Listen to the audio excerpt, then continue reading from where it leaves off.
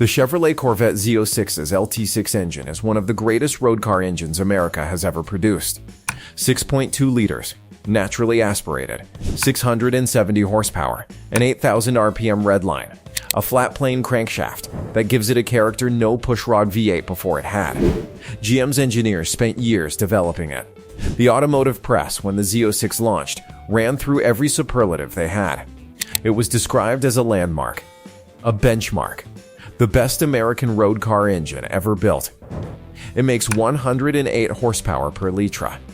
The Honda CBR1000RR-R Fireblade, a production motorcycle you can purchase from a Honda dealership right now for approximately $28,000, makes 217 horsepower per litre, naturally aspirated, from an engine you can commute on.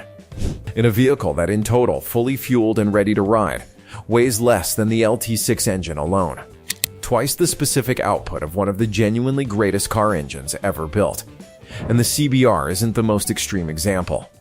MotoGP engines from Honda, Ducati, Yamaha, and Aprilia are approaching 300 horsepower per liter from naturally aspirated 1-liter units, in an era when the car world considers 170 horsepower per liter worthy of a dedicated press release. Nobody in the mainstream automotive conversation talks about this seriously. The motorcycle world and the car world operate in parallel universes that rarely intersect in technical discussion, and when they do, cars get the coverage because cars are larger, more expensive, and more commercially dominant. But the engineering conversation, the one about efficiency, about specific power output, about what it actually takes to extract maximum mechanical energy from a combustion engine at minimum mass penalty, has a clear winner. It has been the same winner for decades. This video is about why, and about why the margin is as large as it is. Defining the terms. Before the argument, the definition. Because superiority used loosely is useless. Motorcycle engines are not superior in absolute power output. A Bugatti Chiron makes 1,500 horsepower, and no production motorcycle has ever approached that, nor will one, because the vehicle capable of carrying and managing that output on two wheels doesn't exist. Motorcycle engines are not superior in refinement or NVH suppression or the kind of silken multi-cylinder smoothness that a Rolls-Royce V12 achieves at idle. Refinement requires mass and isolation, and motorcycle engines are not in the business of being comfortable. They are in the business of being light.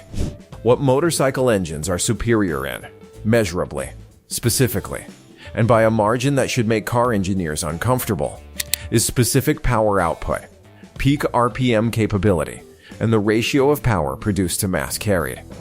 These three metrics, taken together, represent the efficiency of fuel to mechanical output conversion per unit of engine mass. They represent how much engine you get for how much engine you carry. By those metrics, the best motorcycle engines are not slightly ahead of the best car engines. They are in a different category. Understanding why requires understanding the specific constraint that motorcycle design places on an engine that car design does not. Why the constraint is the point. Weight is the central truth of motorcycle engineering in a way that it simply is not for car engineering. On a car, adding weight has consequences: degraded acceleration, worse fuel economy, altered handling balance. But those consequences are manageable downstream. You upsize the brakes. You adjust the suspension geometry. You tune the anti-roll bars. The car gets heavier and you engineer around it. This is normal and accepted practice across the entire automotive industry. On a motorcycle, this does not work. The mass of every component is in direct, unmediated competition with the mass of the rider.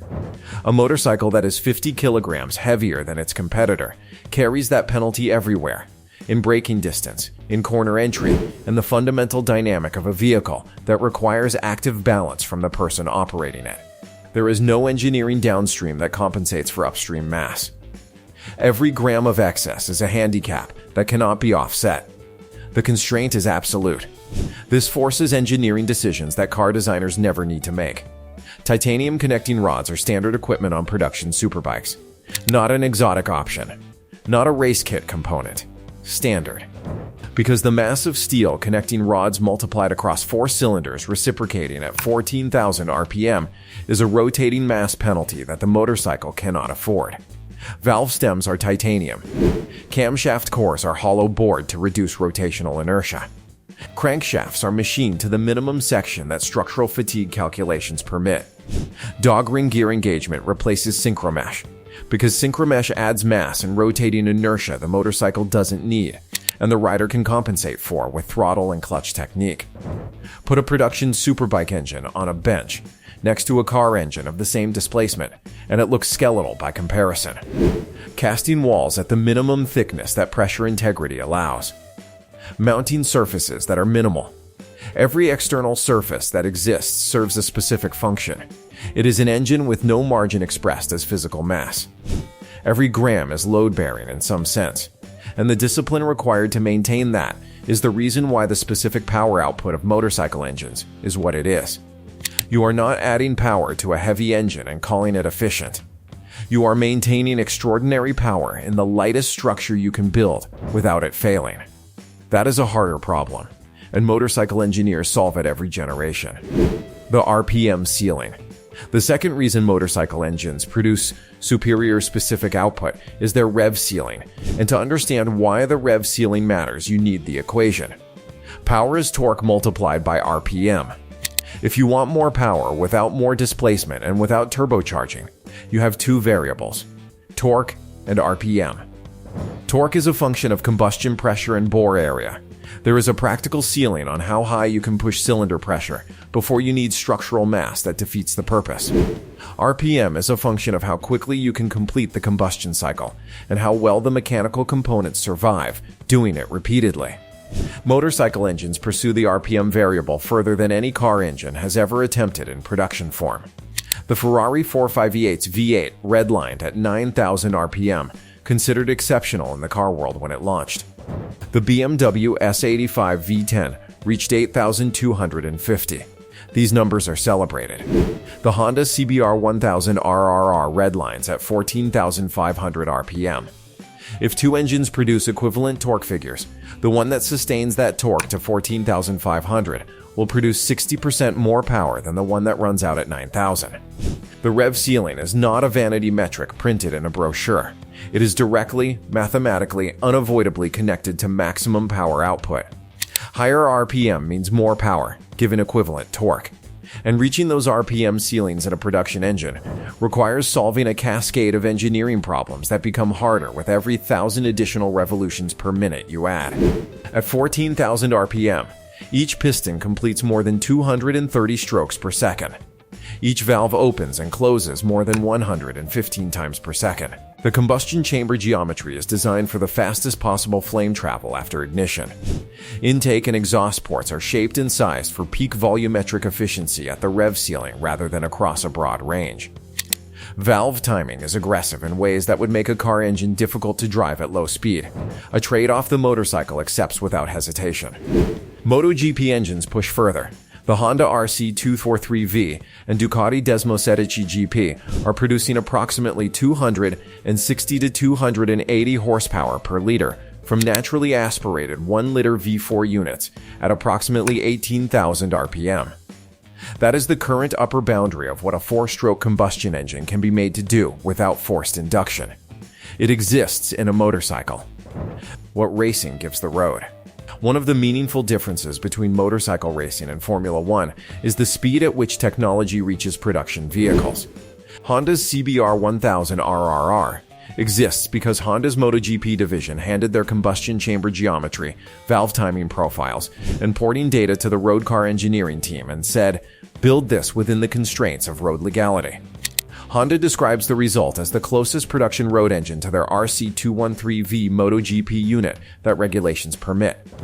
Ducati's Panigale V4 uses a desmodromic valve actuation system, mechanical opening and closing of valves rather than spring return, closure, that comes directly from their racing history and allows higher valve lift and more aggressive cam profiles at extreme RPM than spring systems. Reliably permit. Kawasaki fitted a centrifugal supercharger to a production motorcycle engine and produced 310 horsepower from 1 liter in the track-only H2R, a power-to-weight ratio that no production 4-wheeled vehicle has matched. The numbers that end the argument. Ferrari's greatest naturally aspirated road engine, the F140 V12 in the 812 Competizione, 830 horsepower from 6.5 liters, produces 128 horsepower per liter. The Porsche 911 GT3 RS's 4.0-liter flat 6 makes 131. The Corvette LT6 makes 108. The Honda CBR1000RR-R makes 217. The Ducati Panigale V4R makes 221 in road specification. The Ferrari is producing 59% of the specific output of the Honda. The Porsche is producing 60%. This is not a knock on Ferrari or Porsche. Their engines have objectives the Honda doesn't. 12-cylinder smoothness across a usable RPM range from low speed, drivability in traffic, chassis integration that a superbike cannot replicate, refinement that makes a 300 km/h road car livable. Different objectives produce different engineering solutions and different metrics. But on the specific metric of how efficiently an engine converts displacement and atmospheric air into mechanical power output, the metric that most directly reveals the quality of the combustion engineering inside the engine, the motorcycle wins. It has always won. The gap is not closing, because MotoGP technology continues to advance and continues to reach production bikes faster than equivalent race technology reaches production cars. Car manufacturers have no commercial interest in drawing attention to the fact that a $28,000 motorcycle outperforms their six-figure supercar on specific power output. The motorcycle manufacturers don't position their products against supercars in their marketing because the buyers are different and the aspiration is different, so the conversation doesn't happen publicly. The numbers sit in the specification sheets waiting for anyone willing to do the division. Most people don't do the division, which means most people who genuinely care about combustion engine technology are missing the most impressive examples of it currently being produced anywhere in the world. The most sophisticated naturally aspirated combustion engines on the planet are in motorcycles. They have been for decades. The engineering culture that produced them, mass-obsessed, RPM-focused, treating exotic materials as standard rather than exceptional because the alternative is a penalty that cannot be compensated downstream, is the same culture that produces MotoGP engines at the current boundary of what physics permits from a four-stroke combustion cycle. The motorcycle engine is not the biggest. It will not win a drag race against a Bugatti Chiron or a Tesla Plaid. In the specific discipline of turning a liter of displacement and a kilogram of hardware into the maximum possible mechanical output, the discipline that most honestly measures how well an engineering team understands what a combustion engine fundamentally is, nothing on four wheels is close. The next time someone tells you the greatest road car engines are in Maranello or Bowling Green, agree with them on absolute power and on refinement. Then ask what the CBR1000RR-R's specific output is.